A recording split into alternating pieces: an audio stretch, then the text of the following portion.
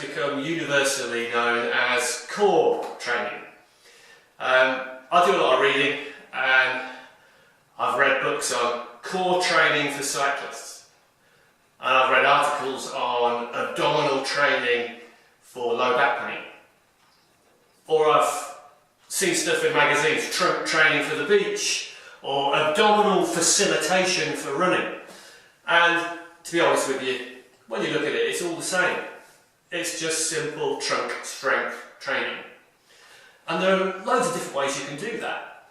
And I don't really advocate one as being any more special than the other. So I'm going to show you some choices on some really easy stuff. And the choice you've got to make is, do you want your trunk to be weak, or do you want your trunk to be stronger? And I know which one I would go for. And we're going to base this on a little bit of research. So if we take a look at some studies, some research, by three guys, one called Bressel, one called Freeman, one called Lehman.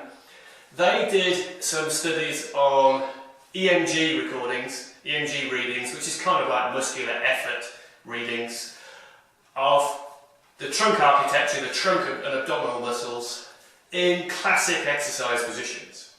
And they found that the positions that produced most effort, that were most demanding, were, and I'll do them from top to bottom, top three were the push-up position, next was the plank, and next was the side plank. And to be honest, that's not particularly surprising.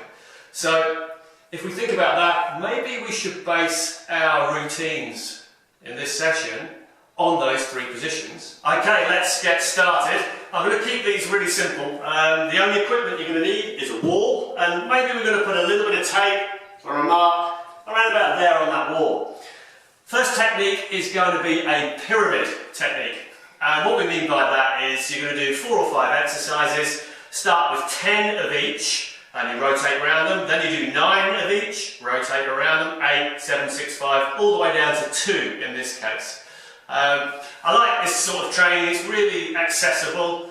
I like to think you can do this at home, or maybe you can do this in a hotel if you're on the road, or down the gym. So let's get started with the pyramid. First position is going to be plank, holding a strong plank position, not too low, not too high, and just go for some touches to that tape, 10 touches to the tape. Then we're in a side plank position, nice and high. You don't have to do anything fancy with your arm, just pop it onto your pelvis and drop up and down, 10 of those movements. Then we're going to do a look back sit-up. I'm not particularly keen on the big crunch type sit-ups. They tend to sort of strain the neck and pull through the back if you're not careful. So I prefer a look back. So I'm looking directly at my piece of tape behind me and then going up into a small hover. It's not particularly high, but it's high on effort. So up into a hover, hold for 3 and down. Up into a hover, hold for 3 and down. Okay, 10 of those. Then it's over onto the left side, high bridge, high side bridge, into 10 of those. Then if you want, add 10 push-ups. Remember, the push-up was the highest EMG, so we can add 10 push-ups, and then it's back into the pyramid. 9 wall touches, a little bit of rotation through the trunk as you do that. 9 high side bridge, 9 look back sit-ups, 9 high side bridge on the opposite side. Why we like this, when you get to sort of 2, 3 and 2, it's quite a quick change of position as you're rolling around them, and you get a great reaction through your trunk muscles. So there you go, that's the first set of exercises. The pyramid routine was, reasonably clever because we were having positions where you were stressing the trunk in failure in what we call the sagittal plane, going both backwards and forwards, and also we were adding frontal plane side to side action, and within the plank position there was a degree of rotation. So all 3 planes of motion through the trunk. This next one's going to be a little bit more dumb. It's just going to be solid, rock on, rectus abdominis, straight down the middle, but we're going to add a little 3D twist to it. The starting position is going to be your toes up against the wall, just to give you a little block, knees apart, and I'm going to show you a sit-up where we kind of 3-dimensionalise it. Now I still want you to be looking backwards at something. You're going to go up into your hover, hold that hover, go up and down 3 times, 1, 2, 3, go side to side, 3 pairs, 1 pair, 2 pairs, 3 pairs, go round and around, 3 pairs, 1 pair, 2 pairs, 3 pairs, and that's it. Okay, then you go back down again. Do 3 in that position. Then we're going to go a single leg position. Put one leg up, cross the other one over. Now we're in a very shortened position through the abdominals. We're going to go back and we tab. That's better for me. From that position then, look back, go up, do your 3 positions. Up and down, 3 pairs, side to side, 3 pairs, rotation, 3 pairs. Then you do exactly the same off the other leg. Up and down, 3 pairs, side to side, 3 pairs, round and around, 3 pairs. Then you go 2 legs on the wall. Up and down, 3 pairs, side to side, 3 pairs in that hover. I'm holding the hover. And then rotation. Do that position 3 times. And then push back out, straight legs against the wall, and do a straight leg version. Still cradle your head. Look back, go up, 3 pairs. It's a very small lift in this position. Side to side, 3 pairs, rotation. 3 pairs. Do 2 sets of those and you have done it. So if you remember, the EMG studies said that it's the push-up position that has the highest EMG value, highest effort value. So let's just base a little routine around that. You're going to need a ball or you can just use a touch. A ball kind of drives the exercise nicely.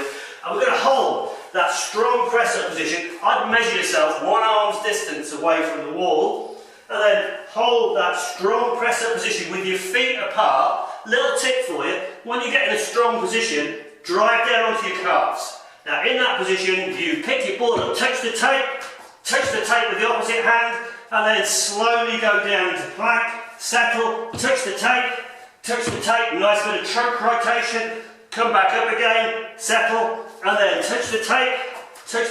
Don't be in a rush to do this. Settle back down, touch the tape, okay, and I'll stop there. If you're not used to holding that position, don't go thinking you can smash 20 of those out. Start with little groups of 4, have a rest, little group of 4, have a rest, little group of 4. 3 sets of 4 for a start. So that's the plank and push-up routine. So next we're going to stick with this push-up position, but we're going to use the wall as a sort of block. So you're going to squeeze your feet into the wall and make sure your feet are a little bit apart. Squeeze them flat into the wall, and then I would slide your hands a little way forwards, maybe a foot in front of your head, because you're going to go up into a hold position. So I've got a block to push against the wall, so it makes it a little more comfortable. When you're in there, maybe just go from side to side a little bit, maybe spin your pelvis a little bit, maybe drive it up and down. Get comfortable with that position, because the exercise I want you to do is to go up into almost like a salmon snap position, hold that position, then go down flat, hold that position 3 to 4 seconds, and then go into a press up, back to flat, hold that position 3 to 4 seconds, up, hold that position 3 to 4 seconds, plank, hold 3 to 4 seconds, and then down into a push-up and back up again. Once you're here, little drifts, little snappy rotations, pretty useful to drill in those new trunk strength skills.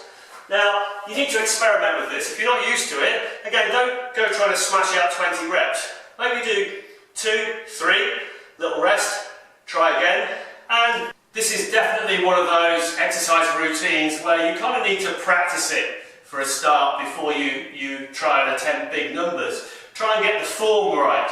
Try and get your body shape right within the exercise. So the previous exercises, we've either been using the abdominals in a sort of concentric, eccentric fashion, kind of shortening in a way, or bracing and holding. This final one, the abdominals, they also allow your body to extend backwards. They kind of slow down that action, they modulate that action. So it'd be a good idea to finish off the exercise routine with what I call a smart exercise. Your feet are trapped against the wall again. That gives you some purchase to work with. And you hold yourself in a nice strong body position. We've got a couple of choices. We can go for simple lean backs. where you're using your new strong abdominals to hold that spinal posture. Again, that's a little bit rigid for me, but it's valid. Use the wall as a target, either shoulders or head to the wall, just as little touches. Or we can be a little bit more fluent. I get people just to sort of make that shape there, hold their thumbs out, go over in a diagonal chopping pattern, and then overhead chopping pattern, and then the opposite diagonal pattern. And I'm kind of getting those abdominals to pay out, particularly there you can see how they're paying out into that position. And then over the top, and then around the corner. So allow your spine to twist as you do that a little bit and decelerate that movement through your new, strong abdominals. Don't do too many if you're not used to it, maybe 10 to 12 rotations around it. Now I want to finish with what I call a little offset exercise, because a lot of what we've been doing, the failure pattern will be into sort of extension, people sagging down in their plank positions and in their press-up positions. That puts a little bit of pressure on the lumbar spine into extension. Maybe we should finish with an exercise. It's a tough exercise, it's still abdominally, it's right up with that push-up again, but it just allows the back to flex, come out of flexion, hold a strong posture and then back into flexion. And it looks a little bit like this. So we're kind of going to go into almost like that prayer position, arms out in front of you, and it's going to be a nose slide. So you kind of just come through with your nose up into press up position and then open out and touch, back, and then you can let yourself go back to prayer, and then it's nose along the floor, up into a press up position, open out, back down again, okay, and into prayer. Nice and slow, maybe 5 to 10 in a row, just working through, up into that powerful position, open up, and back down into your start position. So do both sides, you only need a wall, and that's just going to offset what we did before. So there you go, there's a pretty simple, no equipment needed workout. As ever, just practice your techniques first. If you get the exercises right, then it's easier to do the bigger numbers that you may need to do. And when do you need to do them? How many times a week? To be honest with you, they're basically strength endurance exercises. I'd say maybe 2 to 3 sessions a week for a start. Don't get too sore through the middle if you're not used to abdominal training, and then you can build on from there. Some of those exercises are also useful to use down the gym as break-up exercises between some of your CV work or some of your other strength work.